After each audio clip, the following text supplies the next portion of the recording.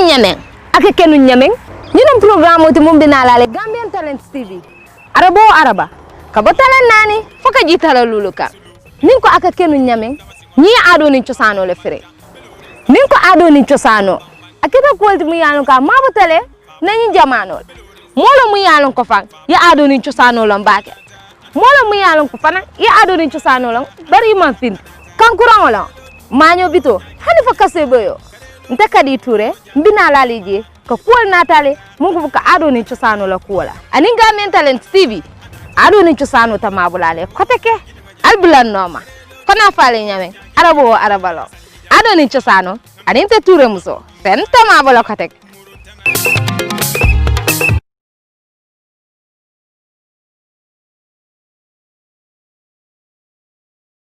answering to our call, yet again another APRC presser. Despite your busy schedules, as a party, we believe in working with the media directly, and quite honestly, we've opened all our doors to the media, and you've always responded to our call. We definitely want to thank you for that. And as usual, we'll have the proper press conference, after which we'll have question and answers. As we normally do, we're open to any type of questions, but all we want is for questions not to be repeated, and we'll give access and opportunity to every media house to raise their concerns, any questions they have, and we'll answer to the best of our ability. So without wasting much time and without much ado, we definitely want to go into the press conference proper. And once again, we welcome you all to yet another APRC press conference. It is of great honor and pleasure that all the time we share with the media whatever information we have, and for you to disseminate what information is given to you for the public out there. So the Right Honorable Alhaji Fabakary Tombong Jatta, he will lead you through this press conference. Honorable, the floor is all yours. أعوذ بالله من الشيطان الرجيم بسم الله الرحمن الرحيم الحمد لله رب العالمين الحمد لله رب العالمين الحمد لله رب العالمين. Let me seize this opportunity to thank our Deputy Spokesperson and Secretary for coordinating this press conference, and to welcome the various media houses here in present for responding to our call. We appreciate and acknowledge it. I also want to thank the APRC National Executive Committee, all APRC members and sympathizers, both here and the diaspora, and indeed all Gambians. I send you all our sincere greetings. I want to make a preamble to the press conference.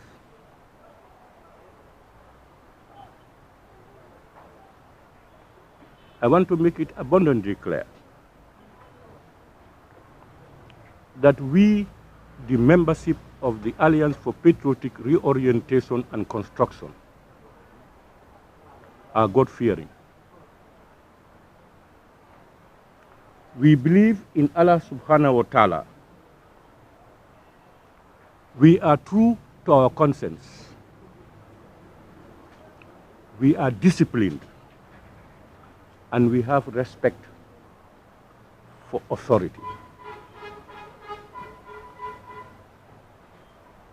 But make no mistake, we, because of those qualities or those characteristics, we cannot be cowed down by anybody or any force, both here and outside.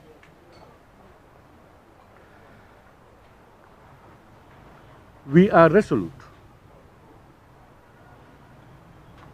and would fight hard to defend our rights and dignity. And that we are more determined now than ever before to surmount all obstacles on our way to achieve what we want. The so-called political commentators and human rights activists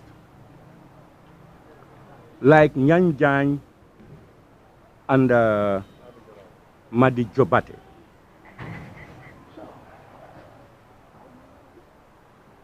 who, for reasons best known to them, will make remarks against ourselves and our leadership and our people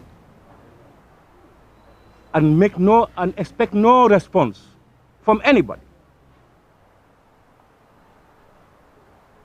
This cannot be tolerated.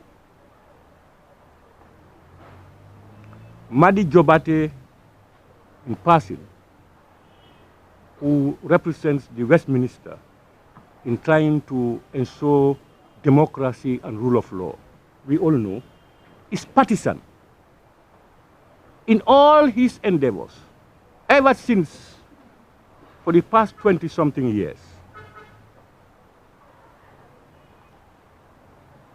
He clothes himself in a wolf's clothing and expects that he can say and do anything without response. To the extent that they were reporting my first deputy to the police, and even demanding from police to call him for questions as if they are the be-all and the end-all of everything.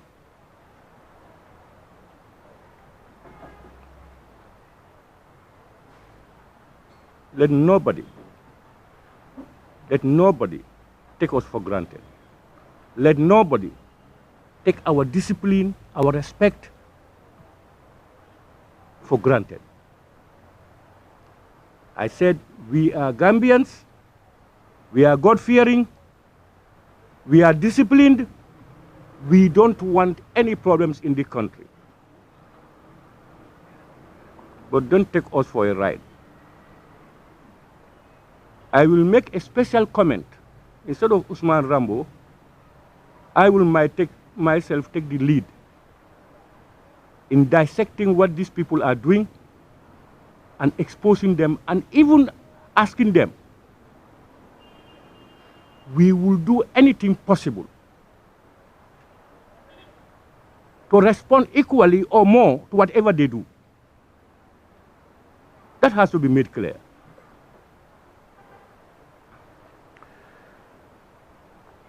We, as a party, are dictated by our conscience and the wishes and aspirations of our party members, and indeed, our beloved country, the Gambia. The focus of today's press conference is the ruling of the Gambia Court of Appeal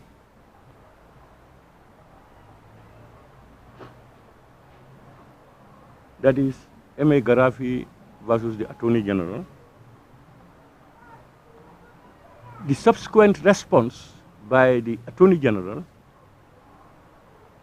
and our position so far. That's the focus.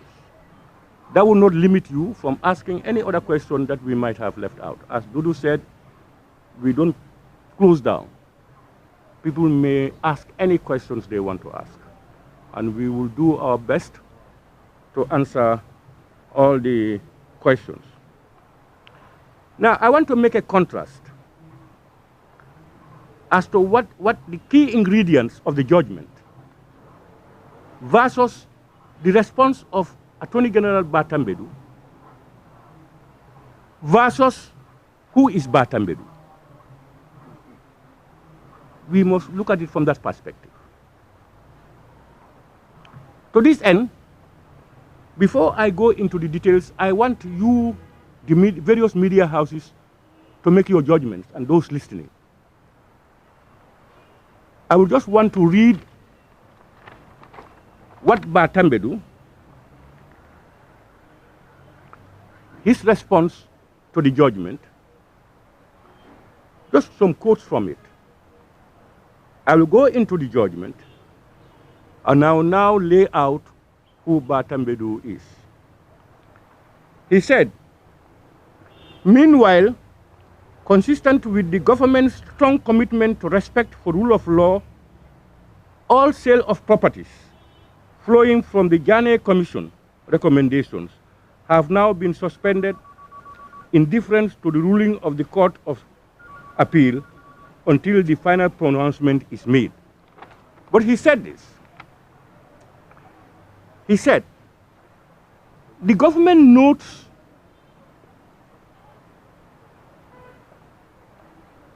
that different interpretations of the ruling are being offered by many, including sections of the media. The government wishes to clarify to the general public that the Gambia Court of Appeal did not in any way state that the Ghana Commission recommendations cannot be enforced.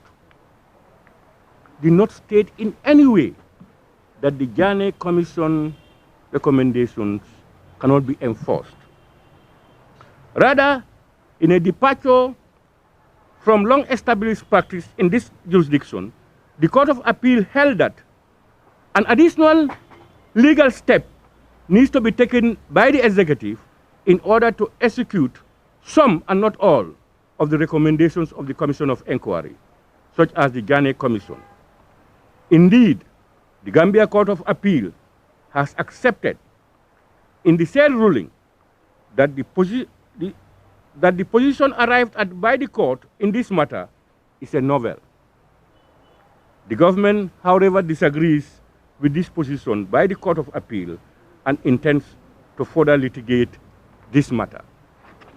And he concluded by saying, Batambedu, the new Gambia is committed to the principles of good governance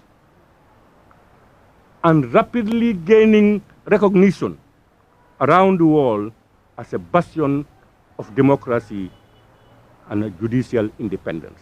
These are the words of Batambedu. It is the same judgment we all read. Let's make comparisons.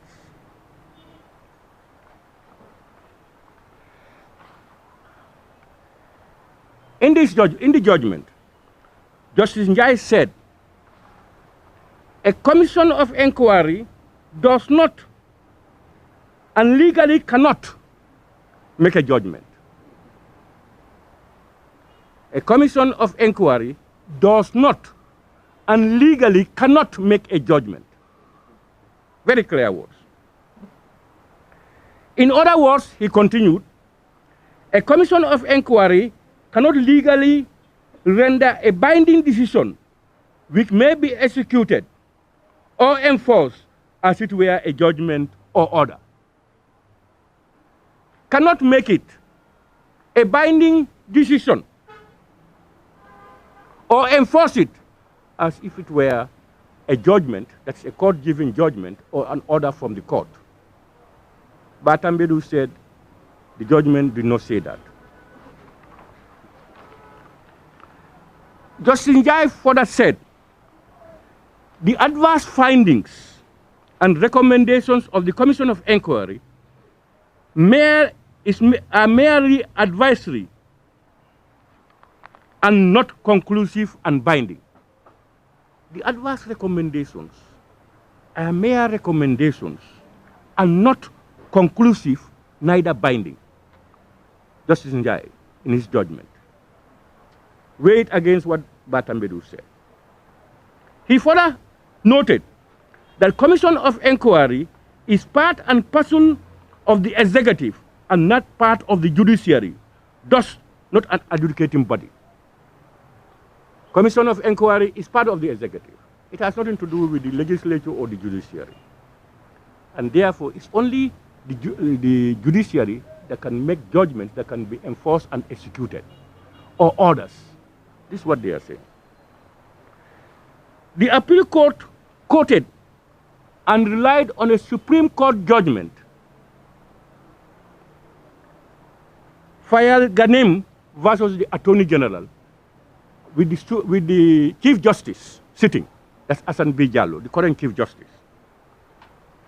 And Justice Jallo, Hassan Jallo stated that a commission of inquiry is not a law-making body. It has no legislative powers and that does not fall within the legislature. This is before a previous case that this judgment relied on. This was also stated, and this had not been a guidance to Batambedu, Attorney General and Chief Legal Advisor to government. Justice Jallo further said in that judgment that a commission of inquiry is an investigative, fact-finding body which makes findings and recommendations that are subjected to the approval of government. Legal judgments are not subject to approval of the president or the executive. This is Hassan Jallo's judgment in a different case earlier on. Justice Njai of the appeal court said, consequently, my view is that the advised findings or recommendations of a commission of inquiry cannot be executed or enforced. They are not judgments or orders of an adjudicating body. Cannot. This is what he said. Batambedu, I just read it for you when he said, that's not what the judgment said. I think he's reading another document from Mass. You see, we are at a stage that no one person can fool Gambians. We must recognize that. If mistakes are made, we must accept our mistakes as human beings. But in the execution of our duties, we must put away emotions and sentiments. The government white paper, Njai said about the government white paper, a white paper does not certainly emanate from the Commission of Inquiry. It emanates from government. And it is, as a result, not part of the report of the Commission of Inquiry. It is not legislative. It has no legislative character, and it is certainly not a judgment or order of a court. That's a white paper. Certainly not a judgment or an order of a court. And only the court has those jurisdictions. Justice Njai finally said, if, following the publication of a report of a commission of inquiry, together with any advice findings and recommendations, the executive intends to impose any penalty to any person adversely mentioned, the executive must, quote, the executive must take the requisite court actions, whether civil or criminal, in order to have those penalties enforced. And the recommendations are done. It goes to government, and government wants to act. The judgment is that they cannot do anything. If they want to go further, they should resort to the courts. Batambedu misled us. I quote him again. The government wishes to clarify that the general public that the Gambia Court of Appeal did not in any way state that the Ghana Commission recommendations cannot be enforced. Comparisons. I've just read two of them to you. And then he went further to state, Batambedu, that what the commission said is government can go to another level of going to court. Then why should government stop selling the properties? I beg that question.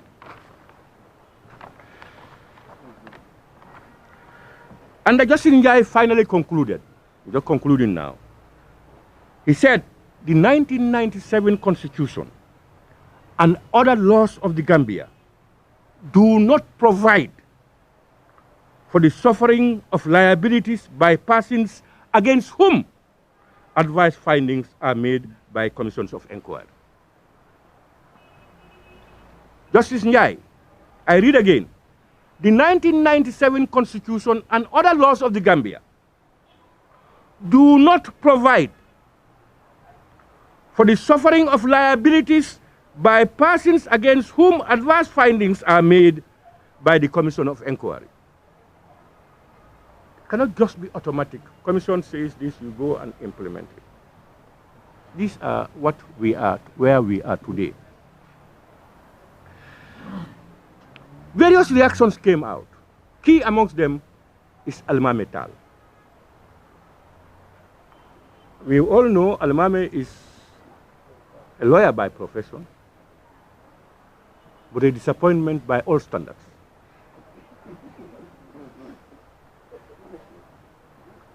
Almame, I quote him, just a portion.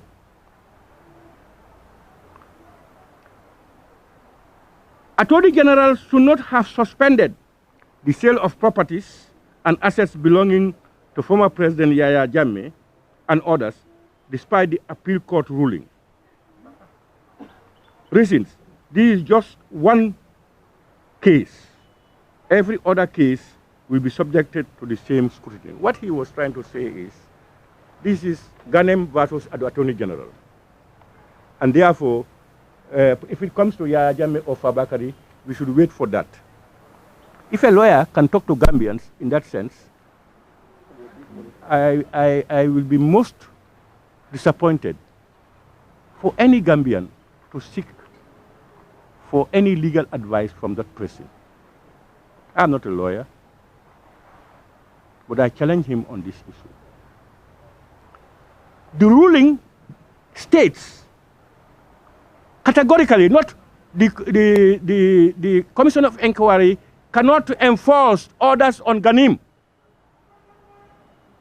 He said he cannot enforce orders on any Gambian. The last portion of what I read to you, he said was that the 1997 Constitution and other laws of the Gambia do not provide for the suffering of liabilities of persons against whom advice findings have been found against. These are very clear statements. But they are out to mislead Gambians. They are vicious, they are emotional, and they are full of sentiments. Why? I will give you reasons. Since President Jammeh left the source of this country, yourselves, you will see the narration. And all these things, I must sadly say, that even some media houses are complicit. Because your key role is to inform factually, without bias, without emotions, without your lineages, political lineages, to the public. If you are investigative, you can make analysis. I remember, Honorable, I don't know whether you have it ready. Yes. Sometime last year, some time ago, myself and Dudu had a program on ITV, Aprc TV, and I said this. I said, it is illegal for the Commission of Inquiry to effect sales of President Jammeh's properties, especially his cattle and vehicles. Nobody listened. It was not even an issue. You know, the issues we raise, just once, it just comes out, one person, you don't hear it again. And people belabor issues. There are a lot of things happening in this system that, for me, I cannot ever imagine those things happening during our time. The adage here is Aprc and Yahya Jammeh, human rights violations in every form. But is that all in governance? Is that all in governance? When people have prepared people's minds, have their program to detract people from current issues so that they will openly be looting the assets of Gambians, thus leading us into acute poverty and despair. This is what is happening. I will ask Dudu to play that, to confirm that. We will come. Now,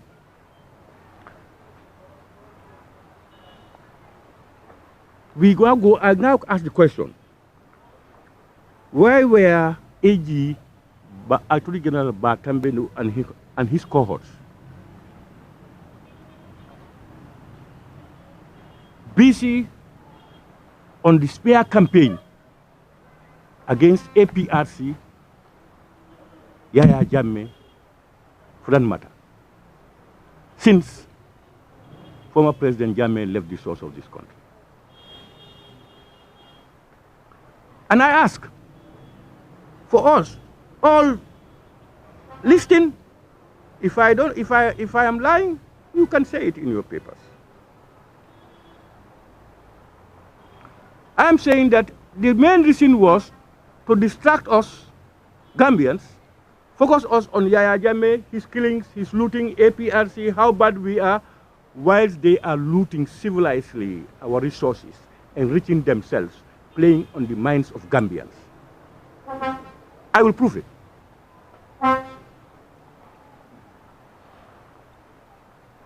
We all know that Ba Tambedu professes himself to be a human rights lawyer, a human rights activist, and a gentleman who wants to ensure there is democracy, rule of law. That's what he always pronounces. Verbal, what he talks about. You are assessed not by what you say, but by what you do. Taking that as a cue,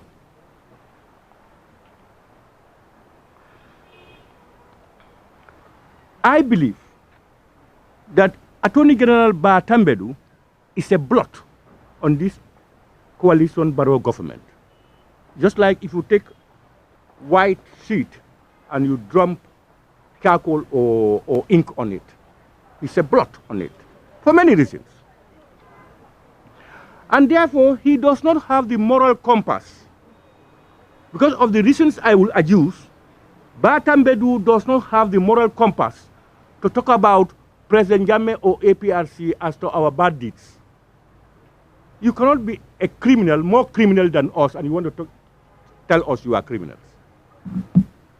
A thief telling a thief you are a thief. We would not tolerate that. Now, let's focus on that. If you remember, in the Yankuba Baji trial, Ba Tambedu appointed his brother, Sirif Tambedu. And if you recall, Yankuba Baji's wife was able to record his brother in their private discussions. That blew out, and Sirif resigned.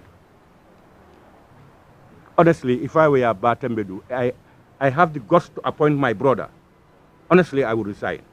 Ba stayed put, and he's the champion of rule of law and democracy and human rights. He stayed. People never bothered about that. We are aware the passport scandal.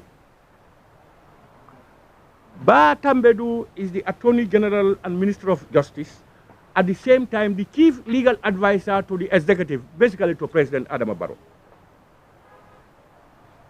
We all know the scam, passport scam, to a level when Gambian diplomatic passport is just like a tissue paper. Ba decided to get passport for his wives, his mother, stepmothers, sisters, and all these things. And he said, when he was challenged, he said his mother cannot walk and all these things. When he's going to Mecca, he needs assistance. As if you, your mother, my mother, as old as they may be, are not Gambians and don't deserve that. But that aside, when the pressure mounted on him and then he decided to return the passport, he said, in fact, I am not the approving authority. I only applied and President Adama Barrow approved it. Now shifting responsibility from himself now to Adama Barrow. Batambedu. Who knows best than Batambedu, a legal man, to know how diplomatic passports should be issued? Who knows the laws more than that person? Even if President Barrow approves it, he is better positioned to know who and not who to give the passports to. See, we have reached a stage when you are confronted with facts. For us to move forward, we must accept facts and correct the mistakes and move forward. We cannot constantly be denying and shifting blames from one person to the other. That is Batambedu. You remember President Adama Barrow said in Sibanor that President Jammeh can come back here as a gentleman, as a citizen, but will not be president. The next day, Batambedu went. If President Jammeh sets his foot here, he will be arrested at the airport. The president versus Batambedu. Don't we discern, don't we look between lines what these people are up to?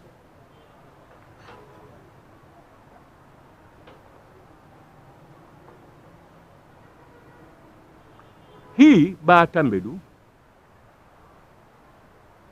with the commission, seized our vehicles and all our things. And I remember then, we wrote to him, Batambedu, saying that, why should you seize our vehicles? Because we have seen the coalition government giving our brand new pickups to their party militants just within 3-4 months into office. They referred us to the police that they are investigating. The commission has finished its report. The government white paper is out. Journalists, you have seen it. Have you seen mentioned anywhere APRC vehicles? Over 20-something to 30 vehicles. Look at it. And what we said was, if the vehicles are seized and that they are to be ascertained as to ownership, they should be parked somewhere.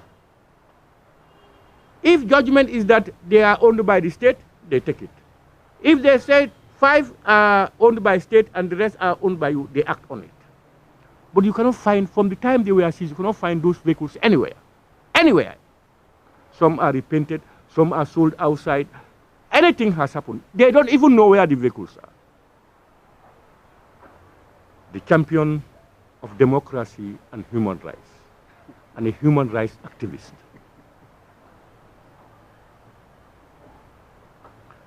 The same Batambedu always want to distract people, especially for people to dislike APRC more and Yahya Jammeh more, so that our concentration will be that. In addressing soldiers, he thanked Gambian soldiers for making the most attempt on Yahya Jammeh's government, coup d'etats, against the Yahya Jammeh government. No, that is criminal. That's why, in response to that some time ago, I said, if anybody attempts President Adama Barrow's coalition government and you dodge away, if APRC comes to governance, if you come back, we will prosecute you according to law. These are the sayings of Batambedu. If you remember the Honorable Kumba Gete, it's the same Batambedu who illegally advised the president until the government found it themselves in that embarrassment.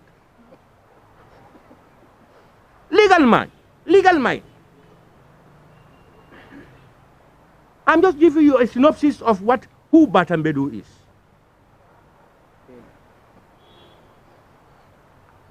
When Haruna Jatta was shot dead, we glamored, we talked, we did everything.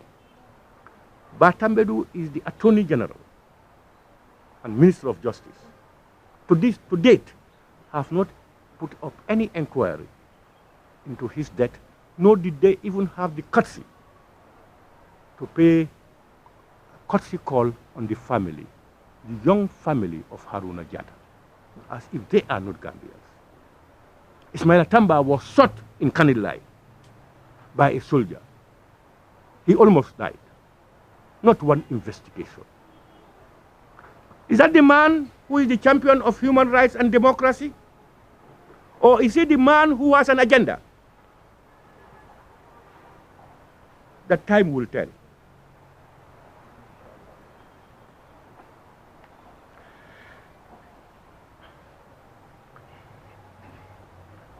I will give you one.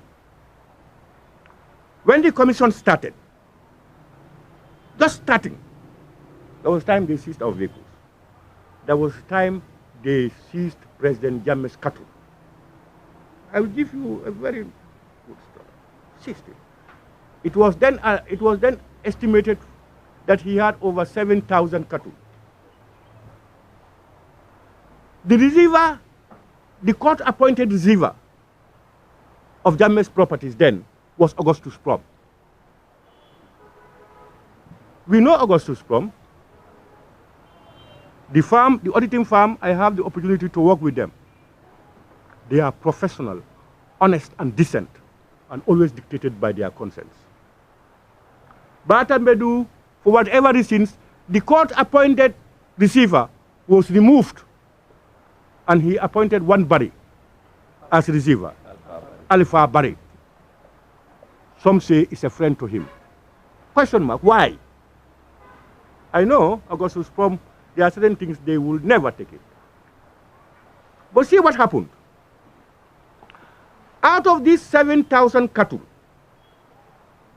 over 7,000, a committee was set up for sales, to sell these things.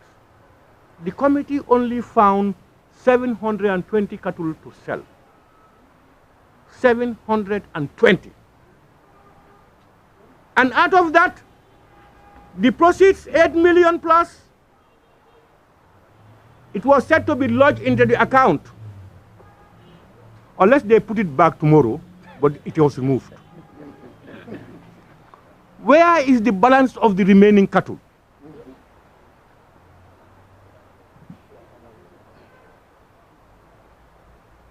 And are you aware that in President Jammeh's Kanilai home, there are tens and there are over 20 containers filled with, we all know Yaya Jammeh, he doesn't like second class things. We all know him, like him or dislike him. Furniture, laptops, TV flat screens, containers and containers. Where are they? We cannot name them. In millions, that those things, if sold, will go into billions of dollars. His equipment, what do you call this? Honey, equipments, graders and all these things. Various categories. Some cost over $500,000 to what? Over half a billion dollars. 8 of them all disappeared in here. Batambedu as Minister and Attorney General of the Gambia, the champion of human rights, democracy and rule of law. We have seen, all of us, we all know that President Jammeh's vehicles, various types of vehicles, very expensive vehicles. We see them with former ministers and some in government, sold out. If you remember, I challenged journalists to ask Batambedu to tell the Gambian people we have a right to know who bought those vehicles, how much was it sold for, and were the vehicles sale advertised or gazetted or whatever. These things are not forthcoming. You just see. An example, I have reliable information that I believe that Nyanjai,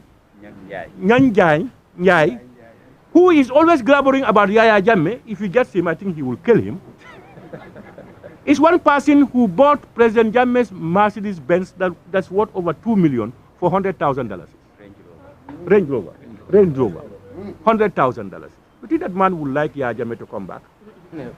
And that's just a bit of what we are investigating. We are coming on them. Why some of these people are crying foul. Why they are always talking about no Yahya Jammeh, no APRC. And they will die, APRC will exist here. We are Gambians like them.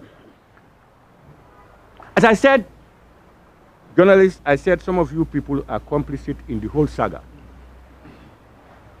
I remember when we were in government, even if you look strongly at somebody, the journalists will pick it.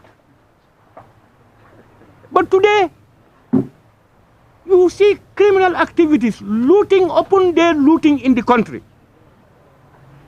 And people are making us believe that we should only be concentrating on the past deeds of APRC or Yahya Jammeh. As if those talks will fill our bellies, provide school and education for our children, and help us have access to education.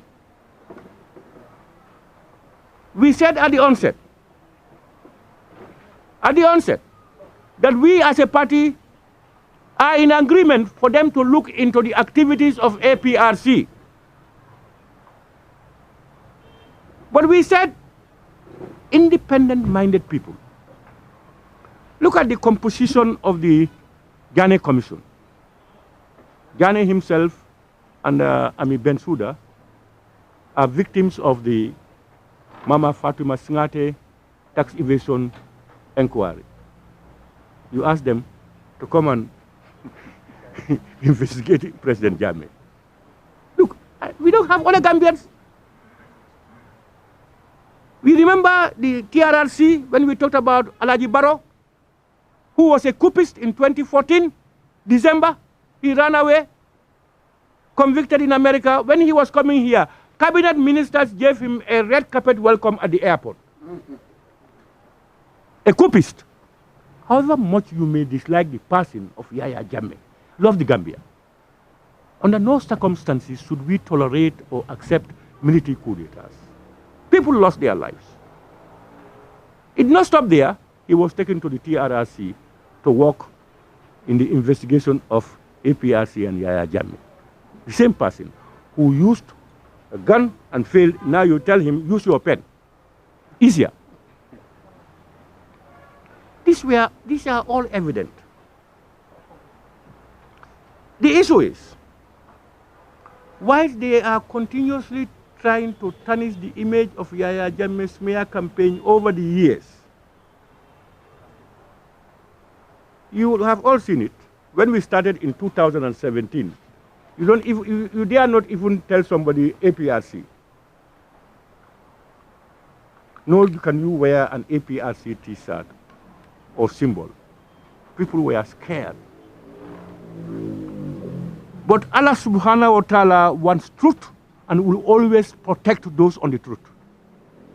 To date, with all these smear campaigns, APRC is growing from strength to strength because Gambians, most Gambians, have now realized that the solution to Gambia's problem is not talking about what the bad Yahya Jammeh did, and no one will ever talk about the good that he has done. But most of those bad things that they allege he has done are happening today in the Gambia.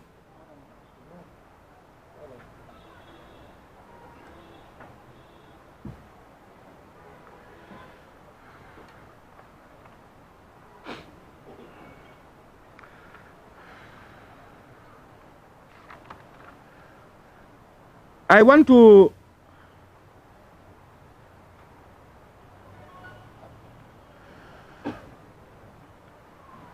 demand and urge President Adama Barrow. I will first of all ask Batambedu to resign as Attorney General and Minister of Justice.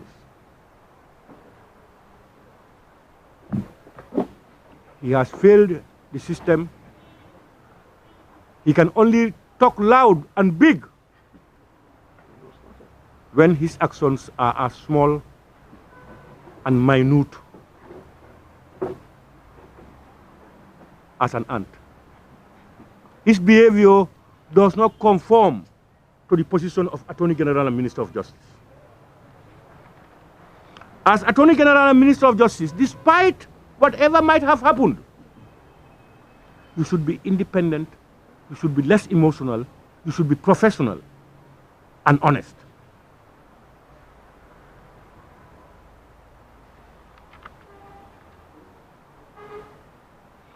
Now, in the absence of that, President Adama Barrow is losing his popularity because of many reasons, but the key amongst them is Ba Tambedu as Minister and Attorney General.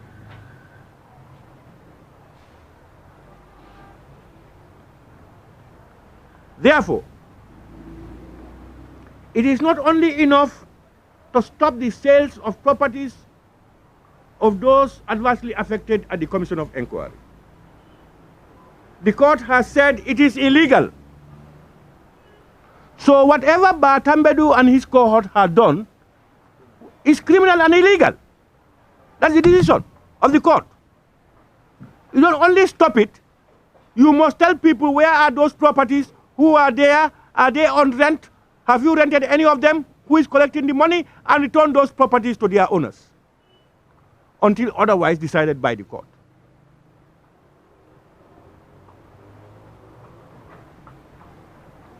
That's what we are demanding. It's not enough. You cannot go under the cloak.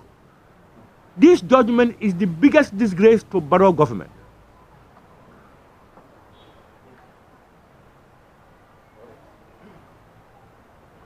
When, if you remember, following the white paper, they unilaterally decided to leave some out from punishment and others to be punished. Now, the Gambia Court of Appeal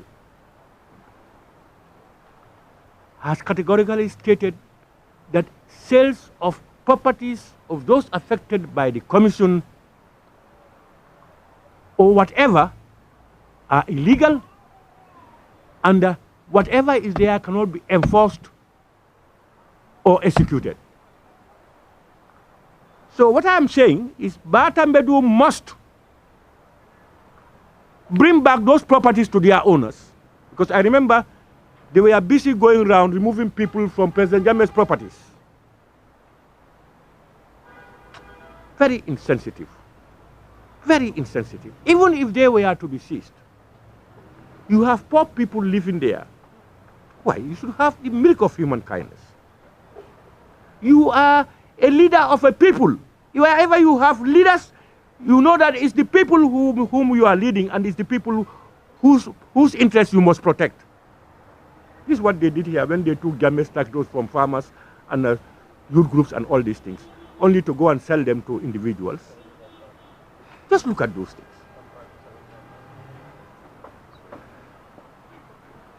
We want to know those things. We want Ba Tambedu, and you, the journalists, I charge you people, I challenge you, for us to be informed on which of the properties are sold, to whom were they sold, was it advertised in the papers or an auction declared, and who are those responsible for the sales? Because commission confiscated items should be managed, I believe, by the Assets Management and Recovery Company, Aprc. But I am aware some of the people who were evicted by individuals. Some of them, we understand, are close associates of the Attorney General and Minister of Justice. What are these people doing? You think Gambia is a private property? People should know this must not be managed clandestinely. You cannot come and tell us big things that nobody will go to investigate. Give us proofs. How much money has been realized? Where are the monies? Tell us. We have people in the system who will confirm.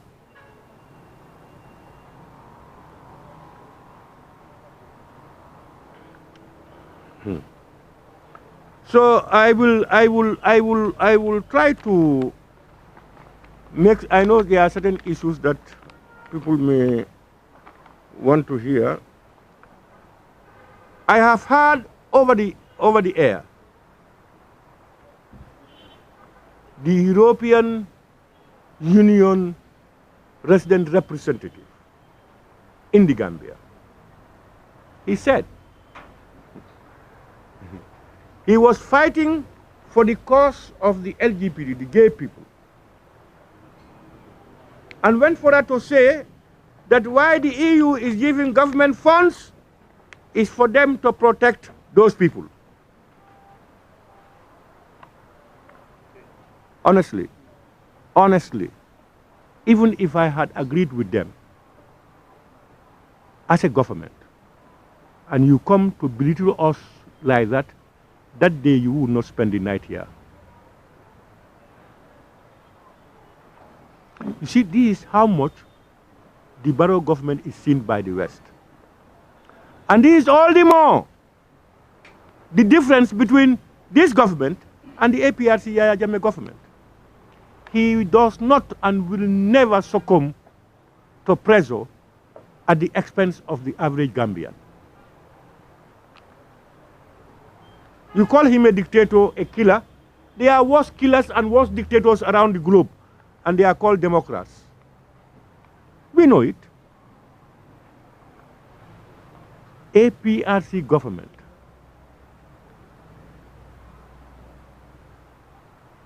would never, ever tolerate a man marrying a woman.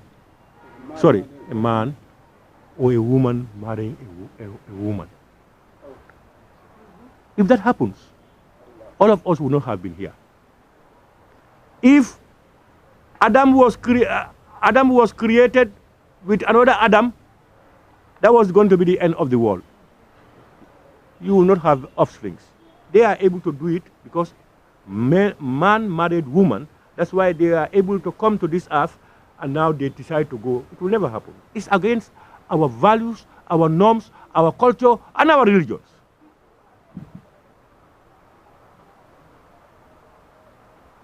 Things are unfolding. All these cases, all these problems, even UDP is complicit. The entire coalition team are complicit in the problems we are encountering today. UDP, PPP, what? Name them. All to put away the APRC. What we aspire, what we think is remove the APRC, bring in a system that's better than APRC that moves forward. Don't repeat the bad that APRC government did. Correct them and move. But if you talk to them, oh, what are you doing? They tell you have done it. That position I want to clear that we as a party, we don't believe in that.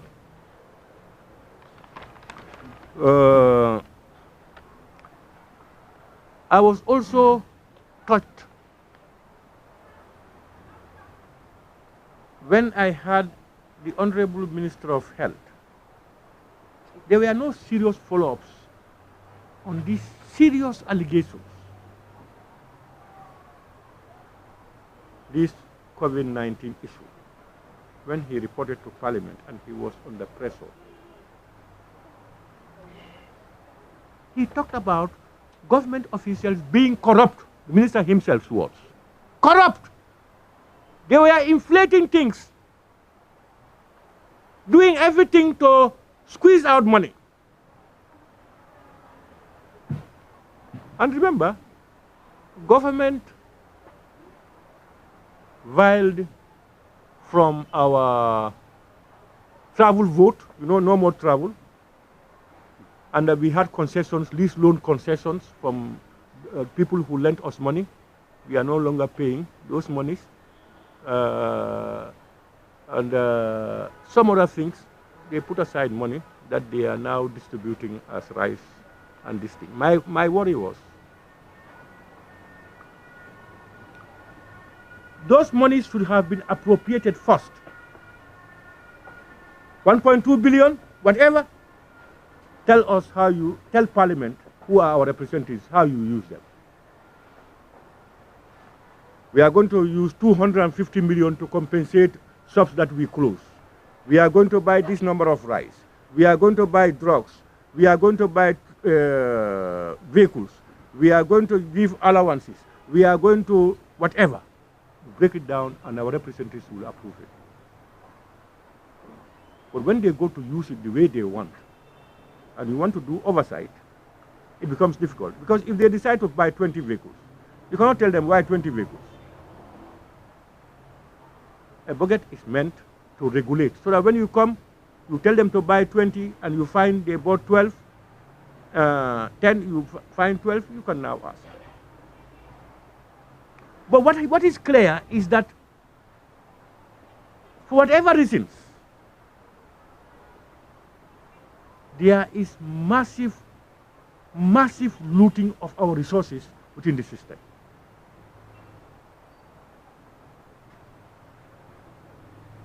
These are wars emanating from themselves.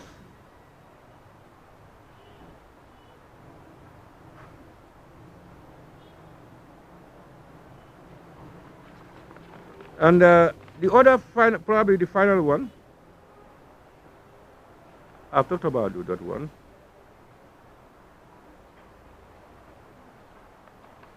Two things.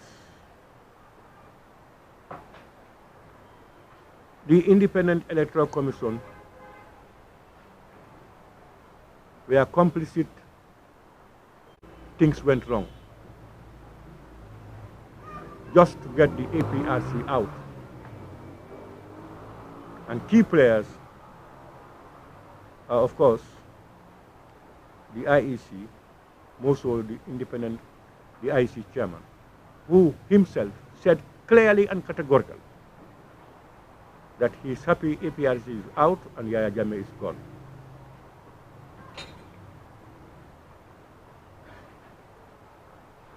For us to have free, fair, and independent elections,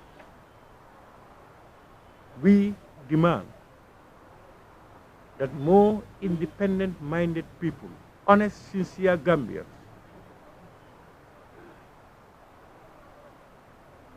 who will smear the APRC. Thank God, our Gambian people want more development, better schools, better hospitals. They are tired of hearing anything about Yahya Jammeh. I will conclude with Batambedu by saying that if you people remember, what does he know then, now that he never knew then, because Yankuba never said anything. But as I said, we are seeing him.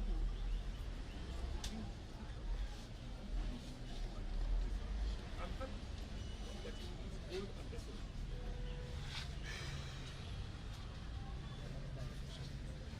The Constitution provides,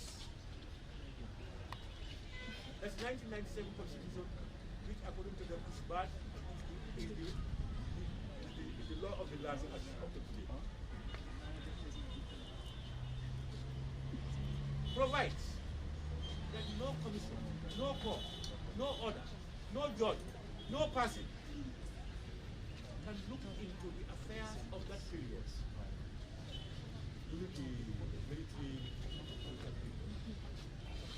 transition. Nobody.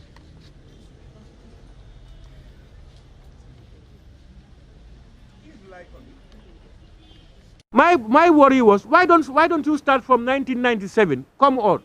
By the time you change the constitution, if you want to go and look back on it, why do we have to flout the constitution and punish somebody? The TRRC, who are offended, said we are sending him for content. Then for me, Was there bad blood between him? Does Batambedu have something that may warrant him to charge this young man for murder? Without evidence.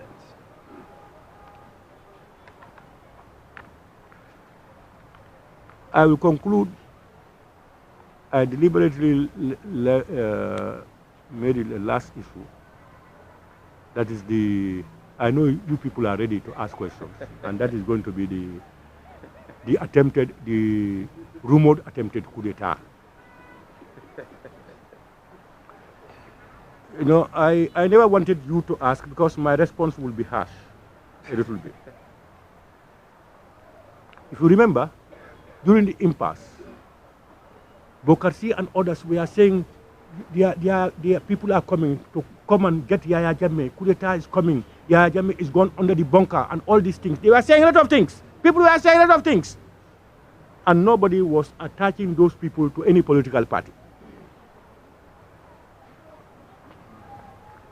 If anything good is said by this gentleman, you don't say he's APRC, you say he's Pa Manga. If he does anything bad, hey, APRC. So what I want to make clear is that we as a party, APRC, we are structured and organized. We have a mouthpiece that gives out, that communicates what the party stands for. Elements of the party have a right to do what they believe in or to expose anything or to anything. In this particular case, the names are here. Some of them are Professor APRC. Some of them are not APRC. I don't know whether it's Sonko or somebody else. Is it Sonko? Yes, Sonko. Those are not APRC. Why should people want to ask APRC about it? One thing we want to make clear, we don't believe in any form of violence, much more a military takeover. We believe that only the people of the Gambia must decide who governs them.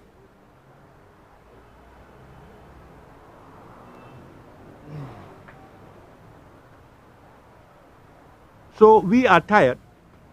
Everything good, nobody points to the APRC. Even Fabakary himself, if I do good, they will not say it's APRC, they say Fabakary Kukendolek. But if I do bad, they will say the APRC leader did that. We are tired of those jargons. We don't want to be pulled into those things. We are focused. We love this country, but we cannot be cowed down. We cannot be. We have faith in Allah. And inshallah, we believe that only Allah determines leadership through the people. I thank you all once again. And of course, it may not be easy. It's not easy to talk. But I believe we are able to express the position of the party and honestly give you for dissemination to the Gambian people the current affairs in the Gambia. Thank you very much.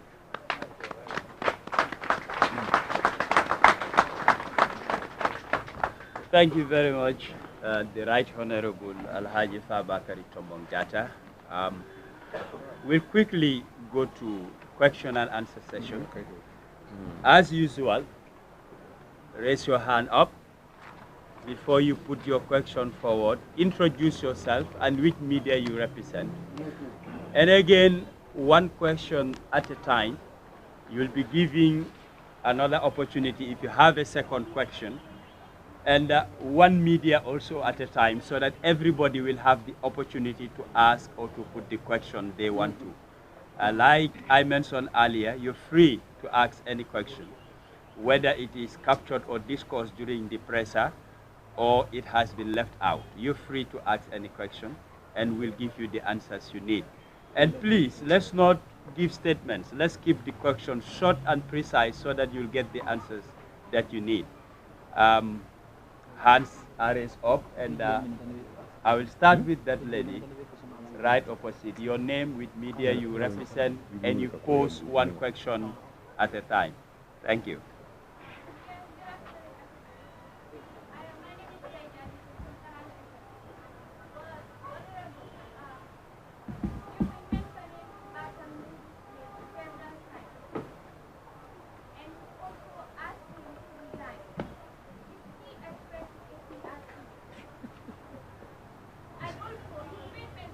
Is he what? A threat to APRC. Is a threat to APRC.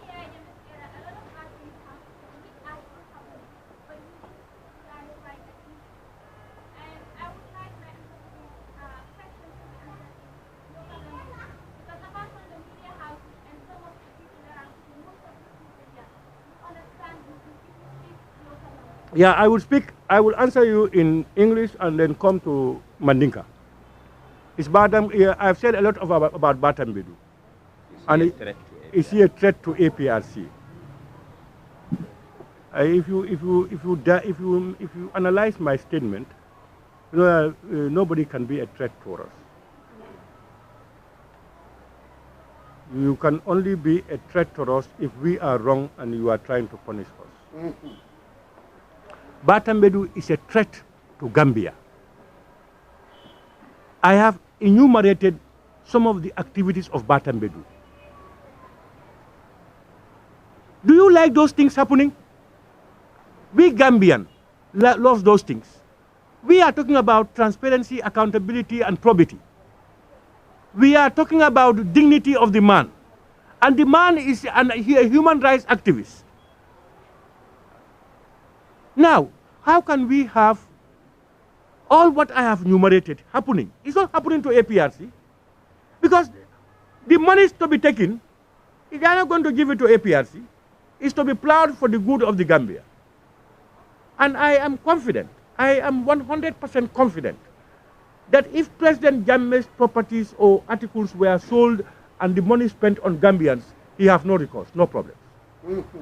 I can guarantee that. So what I'm saying is, it's not about that. What we are trying to say is, we have been saying this many times. We are saying that we are giving reasons why we feel that Batambedu is not good enough. I've not just said we dislike Batambedu. I have given you numerous reasons. And finally, we are in this mess. Government is in this mess because of Batambedu. We all agree he is the legal advisor to the president and the executive. Why do you have to... Dudu, I asked you to play this thing. Yes. A year ago, just give 2-3 minutes and you listen to ITV, this thing, what myself and Dudu said. Nobody was listening. You see, we are not hungry for anything. We want justice. We want things to be right. We want a better Gambia. Akamin for wole munga Batambedu to for the senior jama for APRC kolum manghani Batambedu la bang for Batambedu la manghanya la bang. Akole nyini kanu. Nkai ko Batambedu amanje ko amu APRC le tretti wole mu nsilata alale. Gambia bele silata Batambedu la because of Abaraku. Because akabarol minchi ngamin fojang. Ngamin damma fojang anem be nyim masi bo min kono teng kitiyo min peteng Batambedu le Batambedu le moti mi alon ko atele mu moti minyanta mansakunda adama barona la mansakunda ya marla luala selola is the Attorney General and Minister of Justice, Chief Legal Advisor.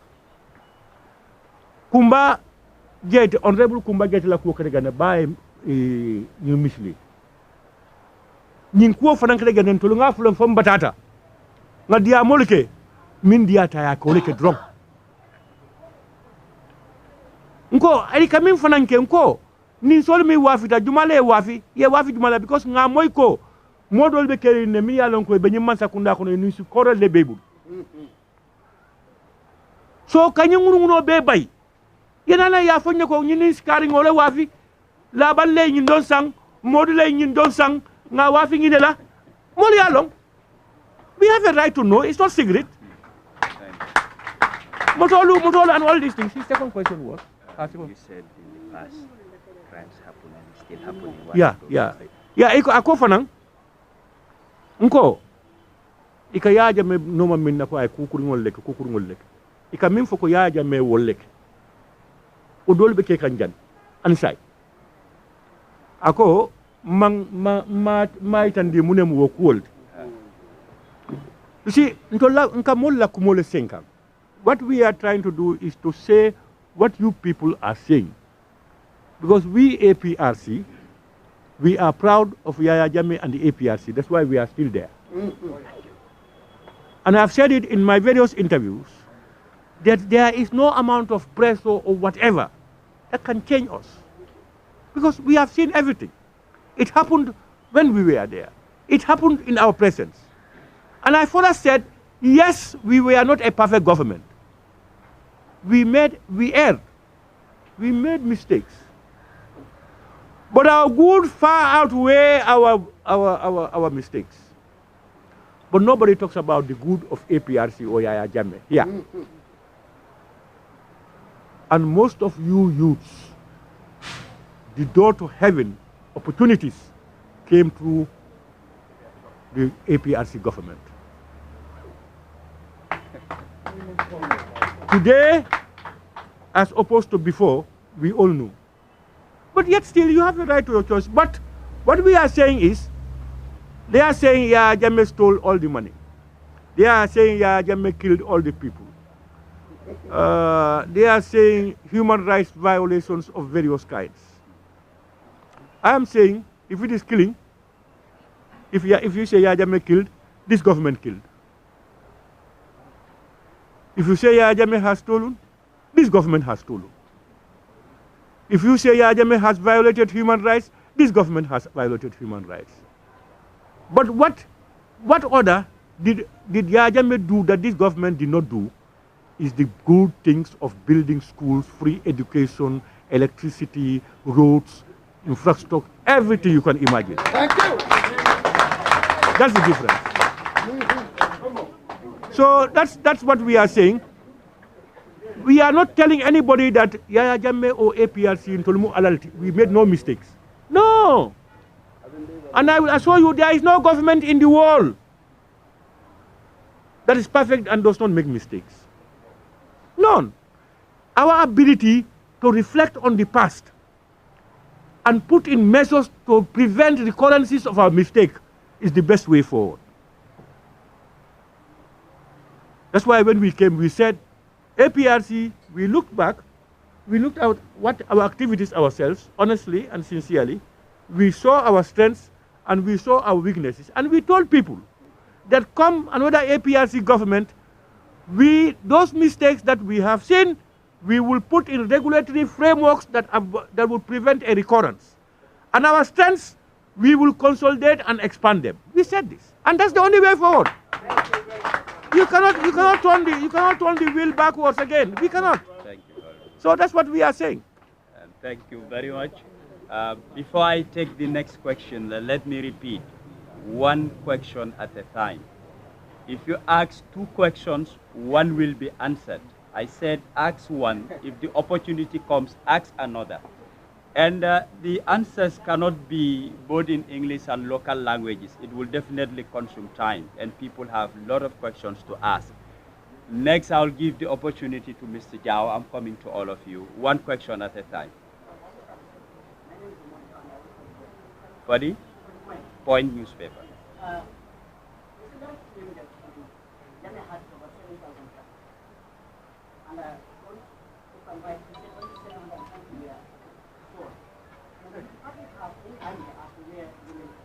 Where? The remaining capitals are.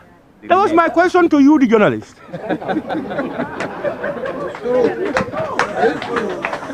I wish you pose that question to the commission and Batambedu. But my information is that, from reliable information, that the committee set up only sold 720 heads of cattle. And even that, who bought them? How much? We want to know. We are informed that some people in the hierarchy have herds of cattle. In fact, about 2 nights ago, some people started moving their herds of cattle from one location to the other. We are informed. So what we are saying is, we want transparency. I said, honestly speaking, I swear to God, even if you go to Kanilai and you take Yaya Jammeh's personal things and sell it, and they give it to Gambian people to feed on or to have medicine for their kids or to go to school, Yaya Jammeh has no problems. Wallahi, I can tell you. But it is very disturbing that some of these things are done clandestinely. Containers taken from Kanilai. I have information that some people even have these flat screens in their houses. So what we are saying is, we as politicians, whatever we hear from our people is what we say. We are not journalists to go and verify or anything. If anybody comes to us and says this is our problem, we cry out. It's government's responsibility to clear the air. So we don't know where those cattle, and that's our concern. We said, where are they? Even my information is that even that money of 8 million is no longer where it was. That's my information, and reliable information for that matter. I don't want to make statements that I don't have. I have a lot of information that I'm yet to verify. We will come out. We are making our own data collection, factual data collection backed by documentation. You know, when we were in government, if you remember, some of the things that happen even in the State House, the next morning you see them in the streets.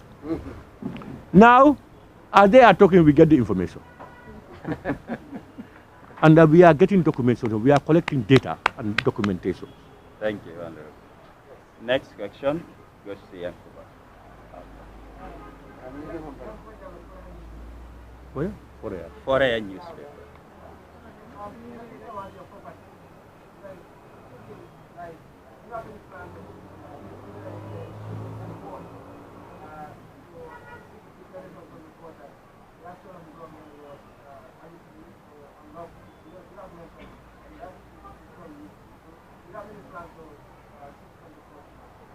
Yeah, you know, before this judgment, if you listen to my previous interview, I've said we are making a final write-up to government for the release of our vehicles and other properties.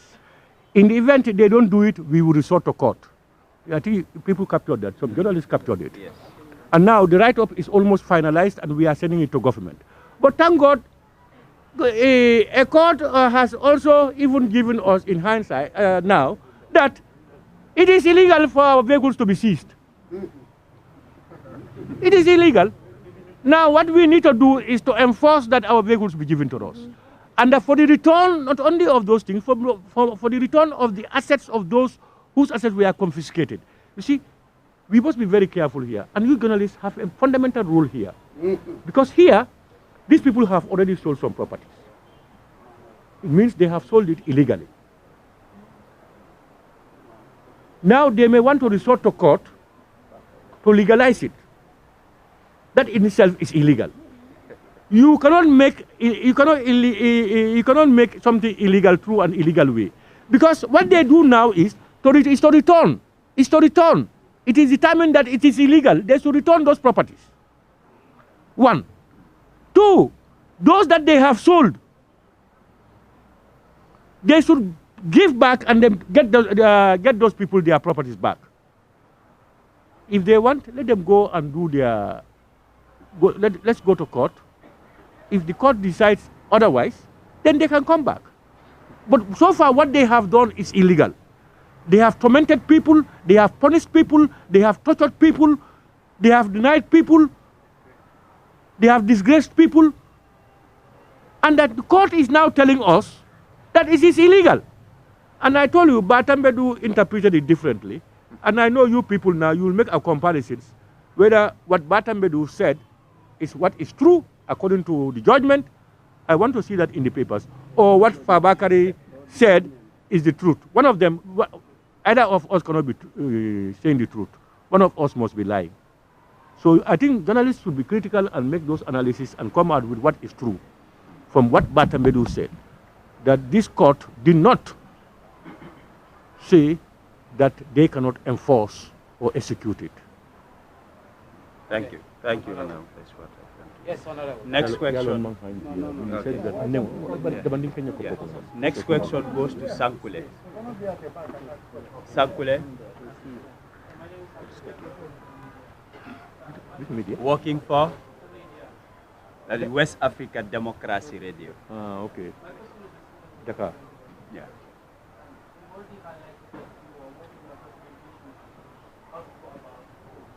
How to go about? For the government. Now that the courts have made something of this significance, somehow giving way about what your argument is, are you still going to go forward to make it formally going to go forward? And I want to know as a party, what exactly are your demands? When since the report makes the decision that no, the government should have taken legal steps, what exactly are you doing? No, but you know, because the demands are all things done by these people, executed or ordered by them, is illegal. Our vehicles, our accounts, making sale of President Jammeh's properties, houses, cattle, vehicles, all what is done by the commission is illegal. So it means everything done is. They have even used Kanilai, the family compound, as a military barracks. And we are all looking at it. Nobody talks about it. That's not correct. That compound belongs to Jammeh and his brothers and sisters and nephews and all these things. But people don't talk about it. It's Yaya Jammeh, and some people will just see him die. They will not say what the truth. And that's not journalism. That's not journalism. You see, we are coming out with a press release. We are coming out with 2 documents. God willing, now against this weekend or early next week. 2 documents. And all of these documents, I am sure the press will have it. One will be a press release. The other will be a demand from government.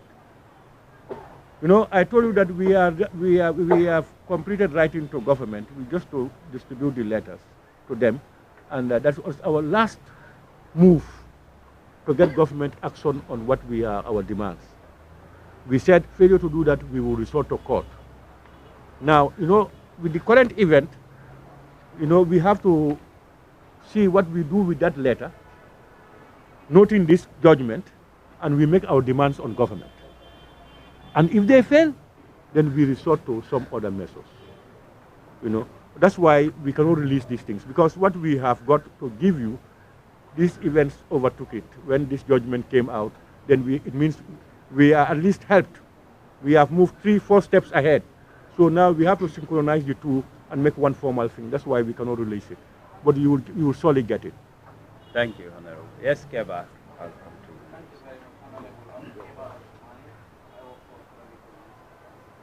you. Chronicle.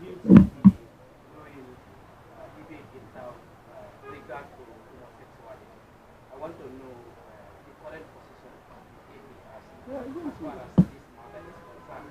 And also, are you recommending the expulsion of the EU ambassador? Yeah, I have said, I think I've made it very clear, that the position of this party, the issue of man marrying to another man is alien to us. It's not part of our culture, our norms, our values, our religion. And we will never succumb to anybody. We will never tolerate that. Never. And I said further that if that had been the issue from the beginning, some of us may not have existed. If 2 women were getting married, Muslim musolu ni wolle ka futu nyoy nu kabrim bemba adama memba adama na tadrong anim bemba awa memba adama nimbe anin ke do fututa memba awa nim musu do fututa den tol beto sotola. So until that water is out of our, it's not good. And for the EU, you see, you're propelling another dimension. You see, the European Commission and most of these Western institutions are not helping third world countries as we think they are doing. We must be very factual. Let me tell you, I have experiences with these people. I have been in parliament. I have experiences with them. You see, what happens in Africa, to us mostly, is any African leader who does not dance to the tune of the West for their interest, you are a dictator. You are a tyrant. You are smeared with all sorts of names. But kill your people, kill them. But whatever they tell you, do it. You are a Democrat. Can't we learn from those things? We had problems with the EU ambassador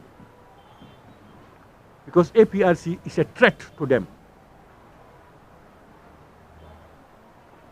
To the extent that they go even to want to mingle into our internal politics. And we came out and at our last demonstration, you can see the European Union, these things.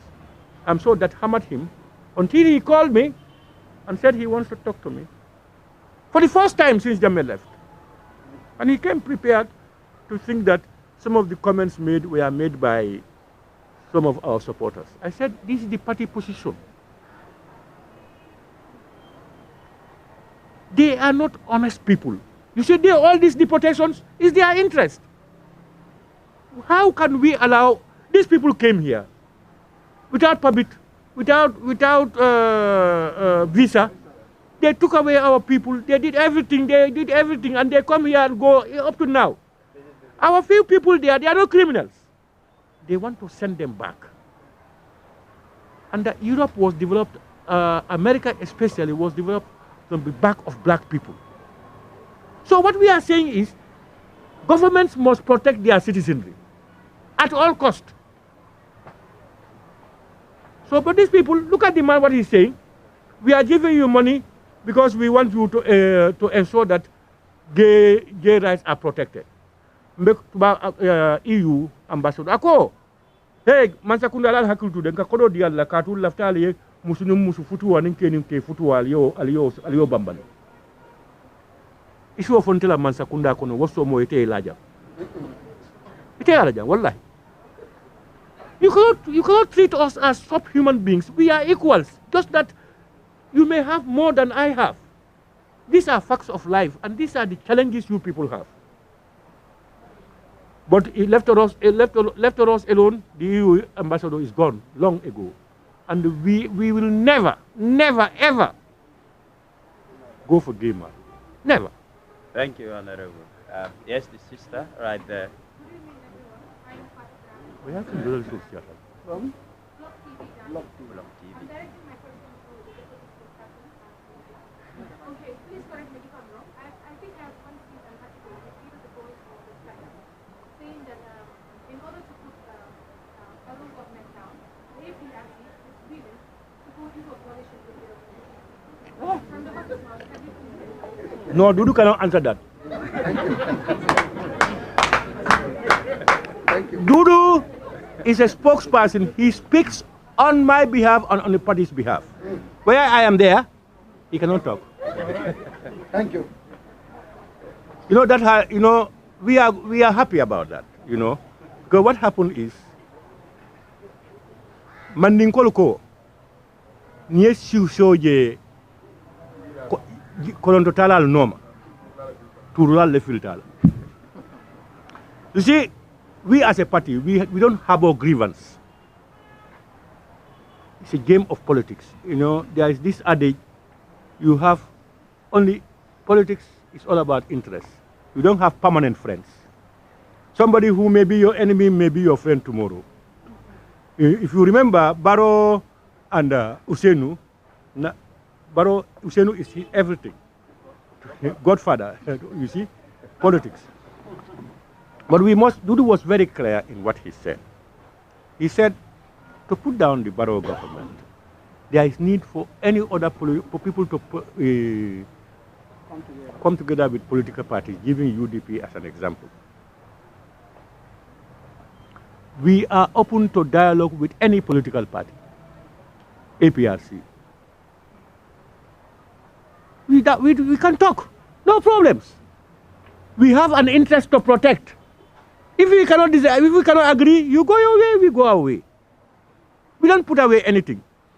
But yes, it's true that for some political parties, it may be very difficult. It may be very difficult, but it's not impossible.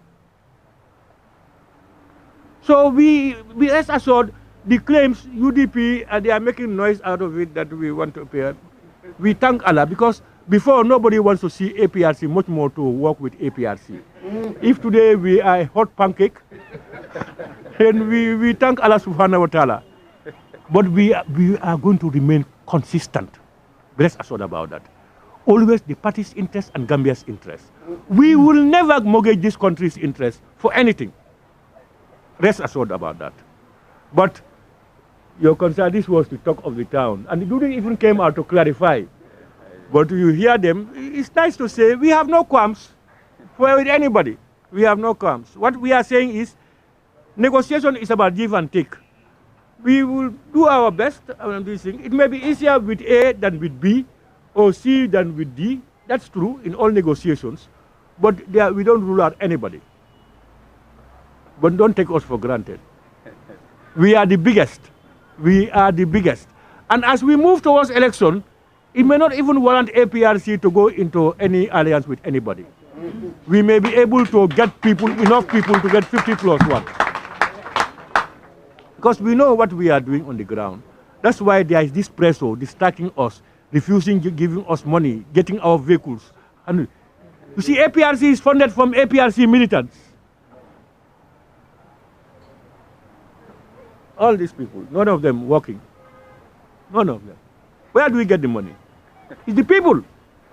And when somebody can put up his $100 and give it to the party, Odabejel is there. That's why we have a lot of people. And it's growing monumentally every day. Wait until we go out of this COVID-19 and then we embark on the tour. You'll be surprised. There may not even be any more about talks. People may tell us, Thank you. Thank you very much, Honorable. The next question goes to start.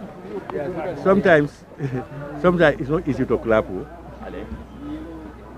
It's finished? No, another question. There's yes, another. go ahead, please.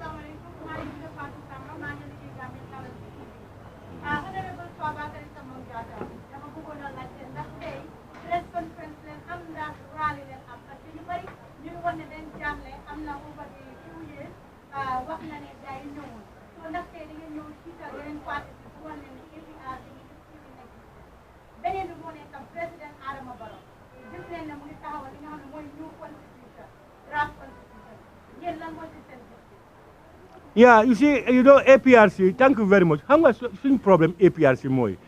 APRC militants are so committed.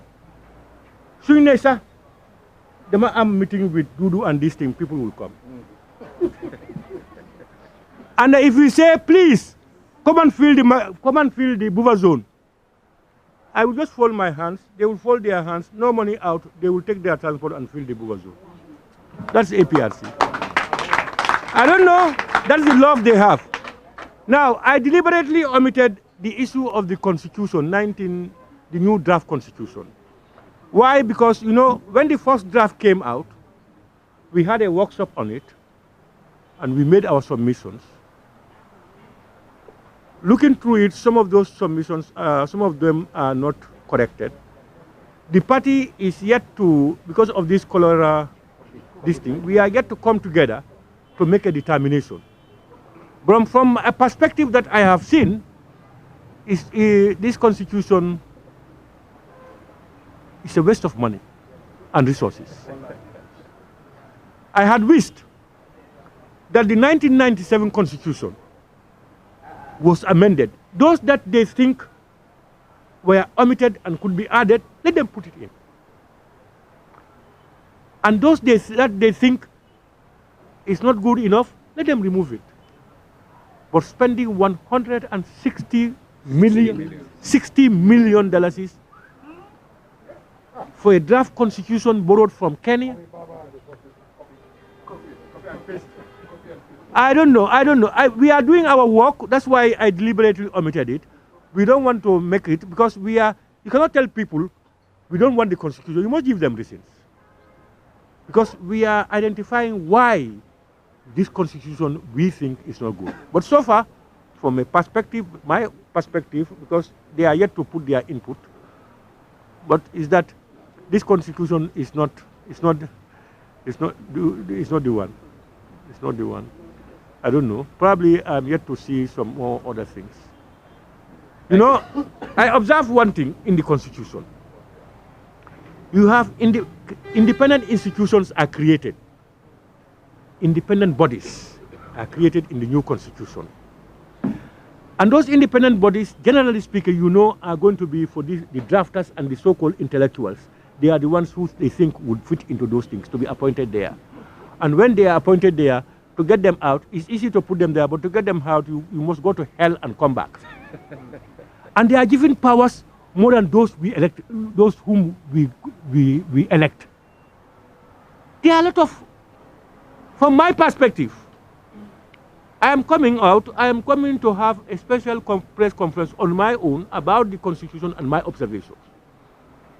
So, but for so far, I think the party has not formally come out. But we had a lot of reservations against the first draft. So we have to go back to see the new draft and then see how, whether it meets the necessary demands or the corrective measures were done. So that's why I just put it aside, you know, because if we talk about it, I may prejudice. I'm saying something that my members probably have a different opinion, you know. That's why we omitted the Constitution out. Yes. And he said a second one. He said two. You started with that one. Okay, and I tell them one question. Okay. Okay. Yes, this gentleman. Then next is you. Forea. Barry? We are not hearing. He said he does not see any social distance, and he's standing next to somebody also. Okay, go ahead. Okay, that's the question. Oh, okay. No social distance. I wish when you were saying it, you also have social distancing.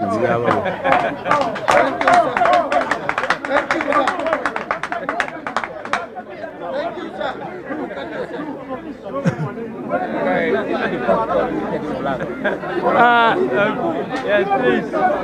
Can you allow him? Thank you. That honorable answer. What he asked is true. The we are in this thing, but you know, one thing is, the state of emergency elapsed on Monday. It started again. And the people are asking, is it legal? That's an information, and I want people to do research on that. The first pronouncement of a state of emergency is subject to parliamentary approval if Parliament is in sessions, I think 1 week, Yes. If not in sessions, 3 weeks.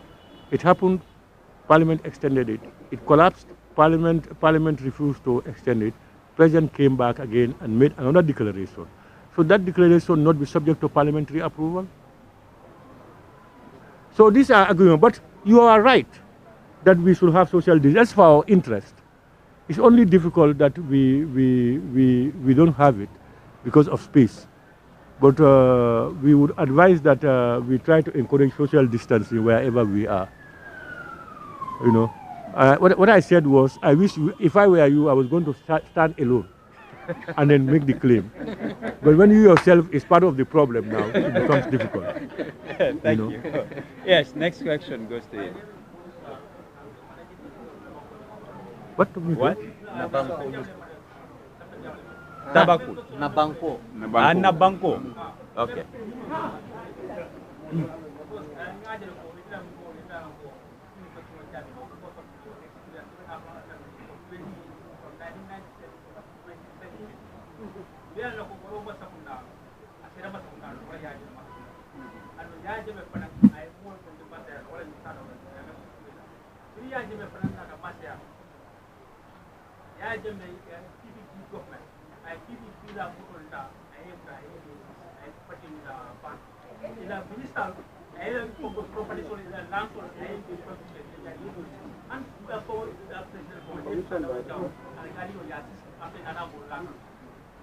So, APRC,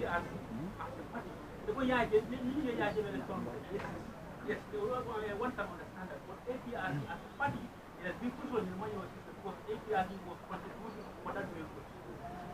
So their EVP also, at that time, they are also contributing for that vehicle. So the minister before, they found a cost. The vehicles are not able to very Jawarana, very Jawarana, Marcia, Jawaraman Commission Law, Jawaraman Commission Law, yes, I am a very guy, among Commission Law. Yeah, the first part of the man and Commission sector. And yet, the Commission sector, your because of them, they was marker. So, every you have a quota as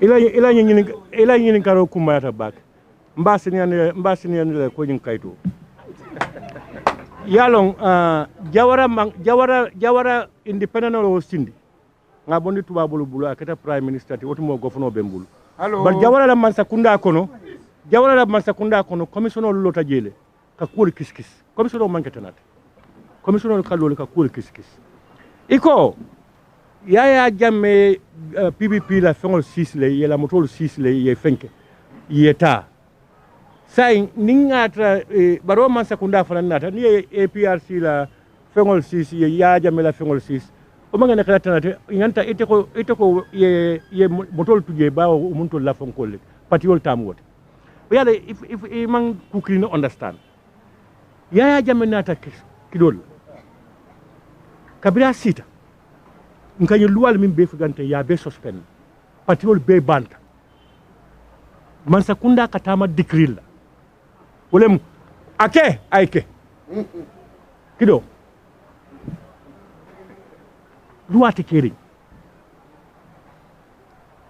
wolatinna o sanyi fulo kono constitution ko akana kiskis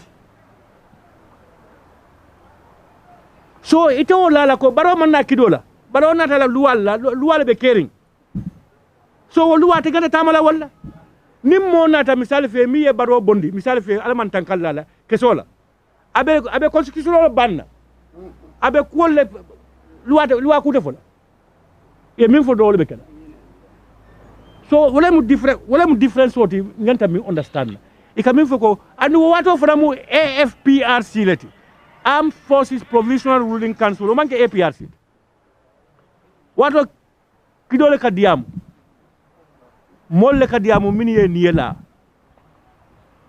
loi mantra caring political party te caring kafute caring ito woni say lala so molka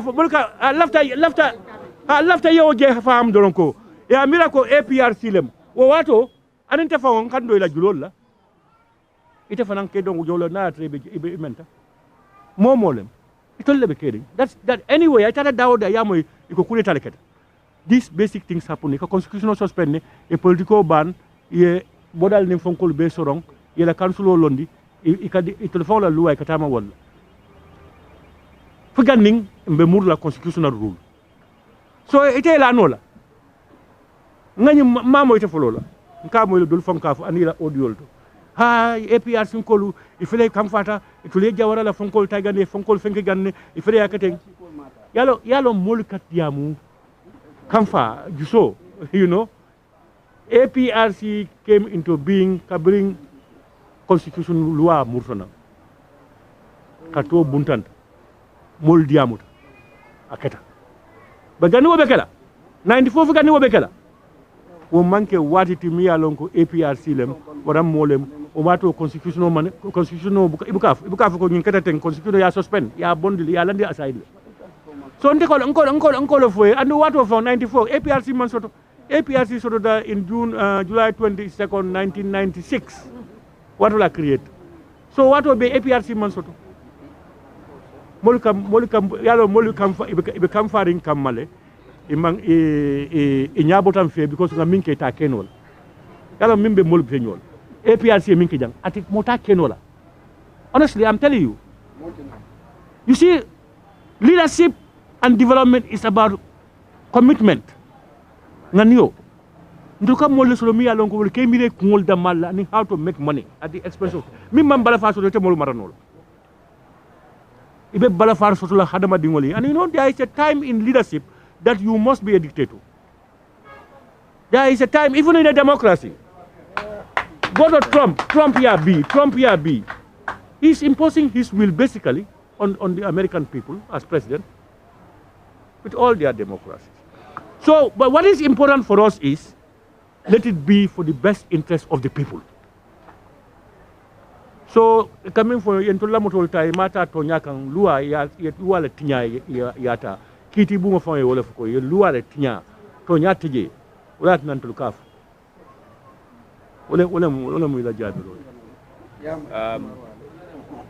I'll take over. You had your chance.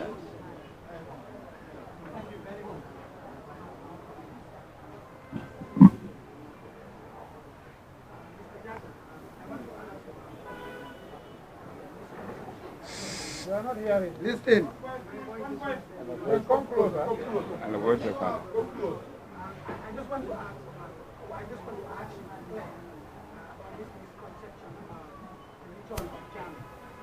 Even within our groups that are saying we celebrate July 25th, as responsible for the party, it is important to declare whether the former president on his way back or not. And the other thing is, going forward,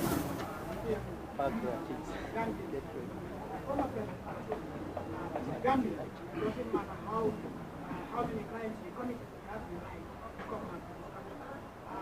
The question is that Gambians are asking whether the former president is ready to come back and face justice in the Gambia.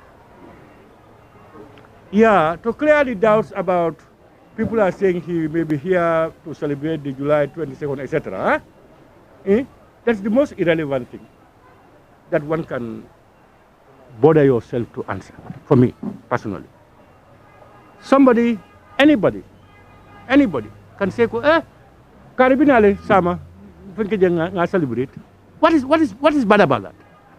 And what is so mystic about that? I don't understand. President Jammeh, as you said, is a Gambian. Nobody can deny him the right to come. All what you can say is, if he comes, we will take him and to court or to whatever. But you cannot deny him. There is no law that can deny a citizen from coming back home. So if I sit down to go, President Jammeh, July 22nd, I've been celebrate Jam. What is your worry? So don't go, no, next year left and now celebrate. Or I've been next year and celebrate. What is your worry? That's an opinion. No, but what have you got to do with people's opinion? Now, the other thing is what you said, it may be more substantive. That is, President Jammeh's comeback, whether he is willing to face justice, etc. We have been pulling with people for President Jammeh to come back. How can you go to heaven without dying? And people are saying, no, he cannot come. Why don't you help us and convince people so that President Jammeh comes? And then whatever they want to do, they can do it. Whatever he wants to face, he faces it. Why don't you help us? Because we have even demonstrated here that President Jammeh, is time for him to come at his wish to come here. And people are saying no. But how will we get him prosecuted if he's not in the Gambia? When Batamidu said, na singolo airport do arrest. And when President Barrow said he has a right to come back and stay as a citizen, Batamidu ko hani Barrow ikam fonto ka otekela. Na abasingolo la gando mbamutala. So what we are saying is, you see, what people fail to understand, some people are being misled.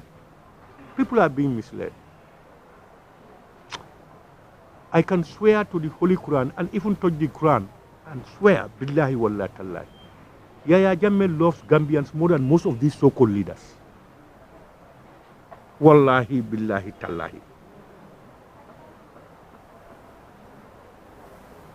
The isolated instances that happened, yes, it's regrettable.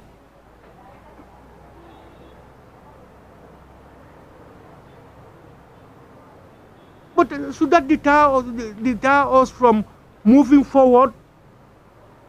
every day, every minute, every meeting, Yaya Jammeh Molefa, Yaya Jammeh Sunalok, APRC. 4 years today. Albe fenne fula mol mamim. Go, let's now move and then add something to improve on the livelihoods of Gambians in various areas.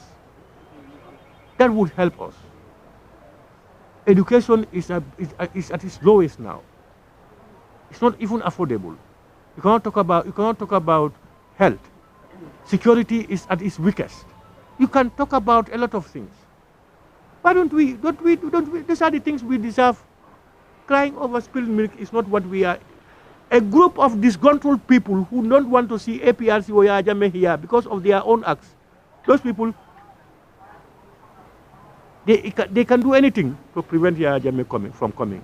A click. But that's not our interest. They cannot be pulling us to one side all the time. Yaya Jammeh, what Yaya Jammeh has done in this country, I've said it to people.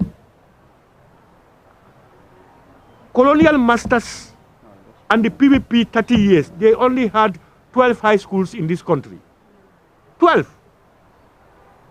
And none of those high schools were built by government. And that was built by the colonial masters in 1927. 1927, almost 90 something, going to 93 years ago. All other schools were not even government. PVP meant PVP never built one high school for you people, for our people. Because the ministers and the hierarchy, they come and compete in the high schools, and they are given preferences at Senegal and Gambia High and these things. From there, they are given scholarship to go to America and the UK. Look, let's not fool ourselves. At the time President Jammeh left this country, 132 high schools in this country. Look, let's be honest.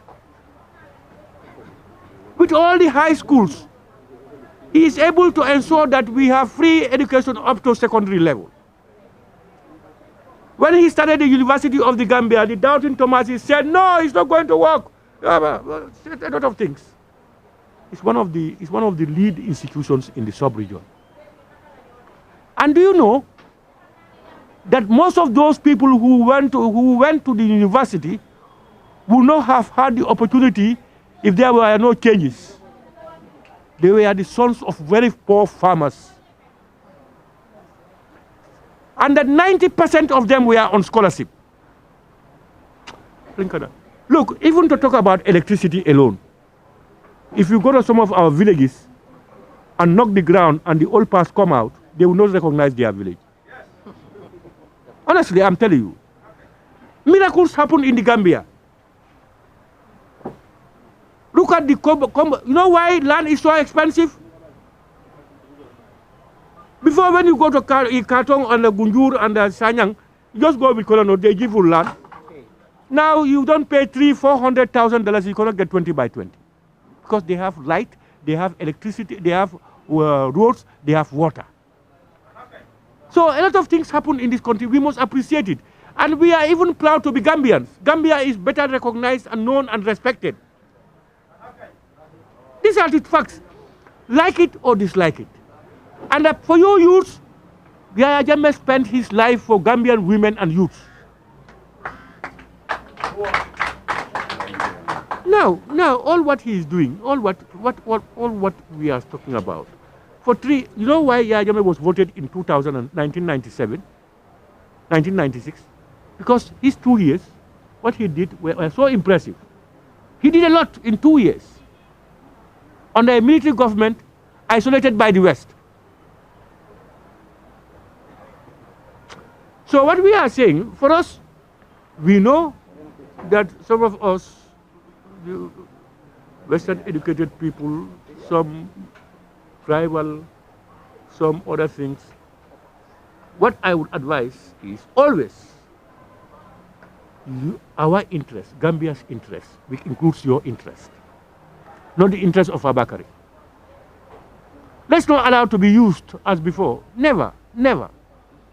Even APRC, Don't allow APRC to use you. Thank you. We should be able to build a better Gambia for all. We must continue the foundation laid by the APRC and move Gambia into the 21st century. Let us be like other nations. It's not difficult to develop this country, honestly. It's not difficult at all. We are a small country, all one family, brothers and sisters, etc. It's not difficult. Thank you. One more question before we wrap up from Keba.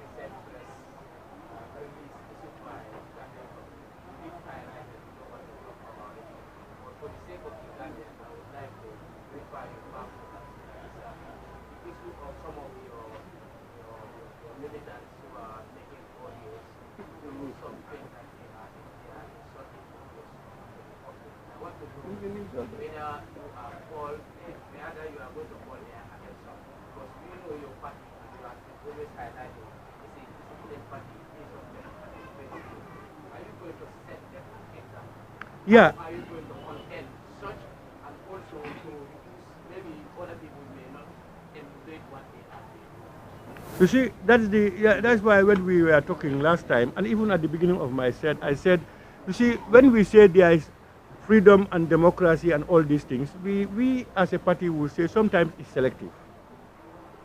You see, wherever APRC comes in, it's in response to something else. APRC, you will never get an audio that APRC started insulting people with all the insults we had. It's only we respond. But you know, what happened is, people had taken us for granted. Because APRC,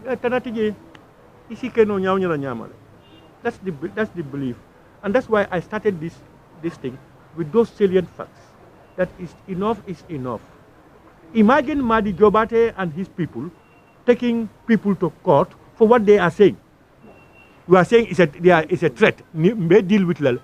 We will deal with them. So, but if you don't want to hear that, why do you attack people? Why do you attack people? And they are not honest. They are not honest. That's the thing. They are not honest. Madi, you are running a Westminster Abbey thing. You are having your this thing. Why don't you excuse yourself from political these things? Why do you have to be talking about people's these things? So-called human rights activists. We are also doing our research. We will come out on them. We will all go to court until doomsday. But actually, we will not leave anybody now. And we are sending this signal to the police. Because why are they only calling APRC? The only people going to court is APRC. People who have called on Barrow and insulted Barrow, called on markets to be burnt, called on everything here. A lot of things happened. Are we not Gambians? We will never tolerate it. Never. Yeah, that you are right. No, those if anybody insults my father, if you insult my father, I will insult your father. That's normal. So what I'm saying, to avoid my father being insulted, then I will not insult. Why don't we take issues? Why the insults? Why don't you talk about programs and processes? You see, people who insult are bankrupt. They are bankrupt of ideas. So, but one thing is, we have said to our people, we are disciplined. Yes, we are disciplined. But Martin, you cannot come and sit on our head. You push and yeah. Thank you. We don't want to deprive anybody from asking a question. He did raise his hand, then I forget. You can please bring your question forward.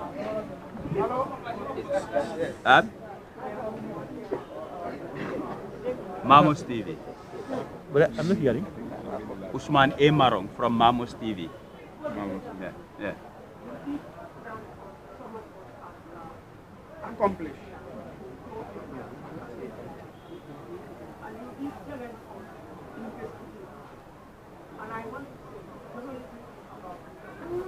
About? Results.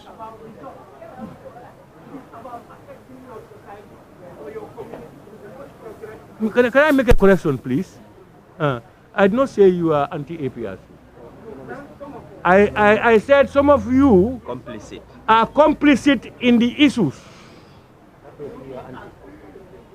Yeah, but I'm not saying you are either APRC or anti-APRC, but by your profession, there are certain things happening that people have advocated. You could have come out with clarity on those issues and information on those issues, so therefore you are complicit.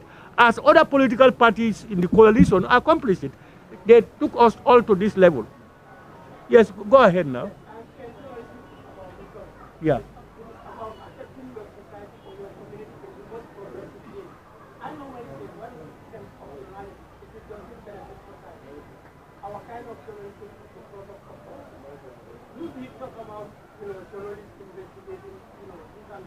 I said investigation cannot go without collaboration. And if your party APRC ready to collaborate with journalists in order to pick up this relevant information regarding investigation. I want to ask this question to journalists. Which party is the most friendly party in terms of engagement and information dissemination to you people? When you go to some other press conferences, you are limited. And you are sometimes told that it's only this issue that I have spoken about. It's not open up. And nobody calls us and we say, oh, no, we cannot talk to you. Sometimes it's me. And me, if you want to, my spokespersons, the directive is any media communication must come through them. There are issues that they can clear. If they cannot, they will tell me. Some of you, if you see me talking to them, they will tell me, no, Honorable, you yourself should address these issues. I will go to address them. But we are open 24 hours, 24 hours. So we are more than willing. If it is about information, we are not in government, but we are trying to get information. When we were in government, the way information come out is the way it's coming out now to us. So we are collating it. We are not going to rush it because we want complete. We don't want to be finger pointed at. Like we say something that we don't have enough and sufficient proofs. So, but when we have them, the final place is the press. Let us talk about that. But we also want you people to put aside your political, ethnic, or whatever affiliations and be professional in the way you operate. That if you can continue to be on an issue, if it affects A, if it affects B also, even if B is not your good man, you should do the same thing by your profession. That's what we are asking. But sometimes we were omitted. Agreed. You should agree. You people had that discipline. We were sidelined. Because of that, you had a notion. Most people have this click in their mind. Because Mimbe for the Gambia Jang. Yeah, I've been rolling we can kick in the ball. We always do. But I congratulate you. And you know also, when it comes from APRC, it's hot cake, your papers will sell tomorrow. You know that? Thank you very much. It's mutual, honestly, it's symbiotic. There were some media houses that even wanted interview before this day. But he said he will grant it to all of them at the point like this. Because if others had this opportunity prior to the conference, they will be airing it, whilst others would be deprived. So he never accepted. He wanted to give justice to all of you, to have the same platform, ask any question that you want. Definitely in most issues, sometimes I personally do force him to attend to certain interviews. When they want it from him, I tell him, he tells me you can handle that. I said, but it's good at times they hear from you. So he never closed his doors to any media. And some of you journalists could attest to that. Even when you want interview from APRC, I drive my car to you, not you coming to us, just to give you information. This you can also attest. So once again, we want to thank all of you. It does not stop here. You can always engage us. Some of you journalists do wake me up from sleep and tell me we want to have an interview with you. I never said no. I always come to make sure I represent the APRC. But again, we appreciate the work that you do. All we are saying is double your efforts. You can do more, you can do better. Because most media houses has been crying foul yesterday. And today they said it's democracy. Things are open up and they are relaxing. That is something that's, posing most of these questions. But once again, on behalf of the interim party leader of the APRC, the executive and the supporters, we want to thank you for taking your time, coming down here. And we want you to disseminate any information that you draft here. Fairly, squarely, let justice prevail. Until another one, thank you once again and safe journey home.